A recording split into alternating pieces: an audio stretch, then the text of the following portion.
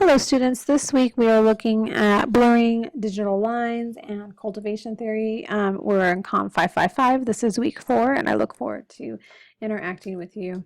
We have finished our first text. If you remember in the syllabus it just tells you what text you're reading and you're reading that on your own. We're now moved to the network text. We have 4 weeks to complete this text and then we'll have a book review on that in about week 7. Additionally, we're watching 2 videos. The videos focus on interpersonal communication, the future of the world, as well as pros and cons in social networking, and particularly the beginning of the network text that we are starting to read this week focuses on the idea of blurring the lines between work and home life with the advent of smartphones and digital technologies to where we can essentially work from anywhere and we can essentially be enjoying personal life from anywhere as well. So that's a little bit of the focus of our course content this week. We're looking at article review number 2. This is where you will choose another article that's related to social media, new media, digital media, any type of internet related scholarly study. Social media and new media will probably be the most interesting. You're going to pick a journal article from that and write a critical review on it. So you're going to provide a brief 3-page response of a critical evaluation of that particular journal article. This is the same exact structure and format as article review number 2.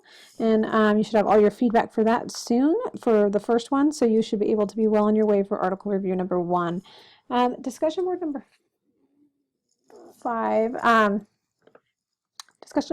discussion board this week asks you to look at the network test and text and discuss how social networks and the internet have blurred the lines of the homework boundary experienced by many people and utilized prior to the internet revolution. After reading about this, complete the following. What are your opinions on homework boundaries? Do they exist any longer with current communicative technologies and trends? How do you establish a homework boundary in a digital world? Provide at least 2 strategies for this and find at least 1 research study about this topic and share what you have found.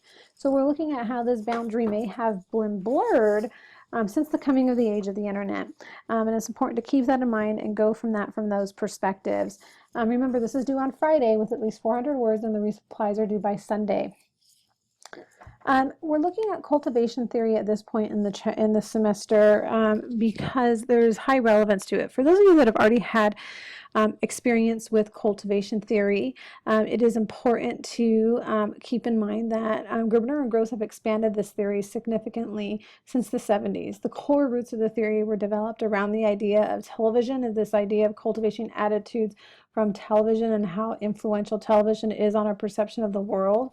It's been recently expanded, and you may see in some of the scholarly studies you look through this week to conduct your article review number 2 that it's now been expanded to social media, new media, digital technologies, and things of that nature. And what we found is that cultivation theory still exists, and it's very heavily existent within many different areas in society. So the core roots of cultivation theories tells us that we cultivate our attitudes, and our attitudes are based on things already present in society, and media can influence those attitudes. So if we watch one specific thing and we only watch Modern Family and that's our only perception of what family life is like, we're going to cultivate attitudes related to what that what that television show tells us because of our repeated exposure to that show.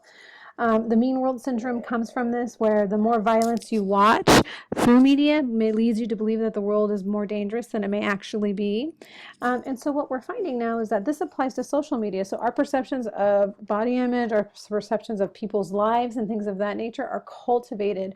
Our attitudes are cultivated based off of that repeated exposure to that form of media. So if we heavily consume Snapchat and that little 10-second video post or that 10-second video picture we're going to see, we're going to cultivate attitudes about that person and their life based off of whatever it may be from that particular media outlet we are consuming.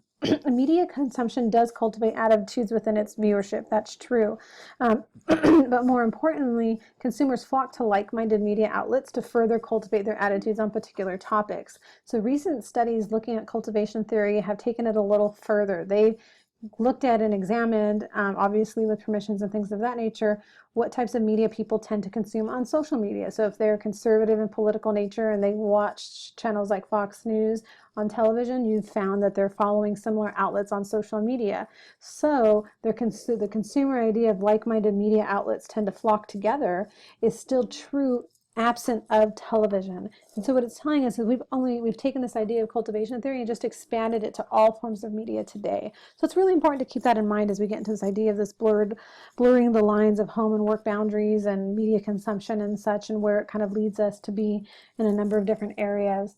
The next thing I wanted to look at is just highlight social constructionism. Social constructionism tells us that it's a framework and a theory that assumes the understanding and significance and meaning are created not only within the individual but in coordination with other human beings. It tells us that we rationalize our experiences by creating a model of the social world and how it works. Essentially, what we believe is really shaped by our social interactions and life experiences with other people. So we construct our reality. Our reality is constructed within 3 stages. Externalization tells us we create cultural products, values, beliefs, material products through social interaction, and these products become external to those that we have in them. Objectification tells us that when these products are produced, when it's products created in the first stage, it takes them to appear, they take on the reality of their own. They become independent of those who've created them. And internalization tells us that we learn objective facts about cultural products that have been created primarily through socialization. So socialization plays a huge role in how we construct what reality is, what we think life is like in society. This applies specifically to media today. If we are constructing our reality based off of what we consume, all we consume is social media or television or this or that, we may have a distorted view of what reality is because it's been socially constructed to us through mediated communication rather than actually interpersonal and observed communication. So when you look at the week 4 agenda, keep some of those things in mind. They do play heavily within the topics that are assigned this week. Look at the ideas of network text, watch the videos, and complete your discussion board that's due on Friday, as well as your article review on Sunday. If you have any questions, let me know. I look forward to interacting with you. God bless.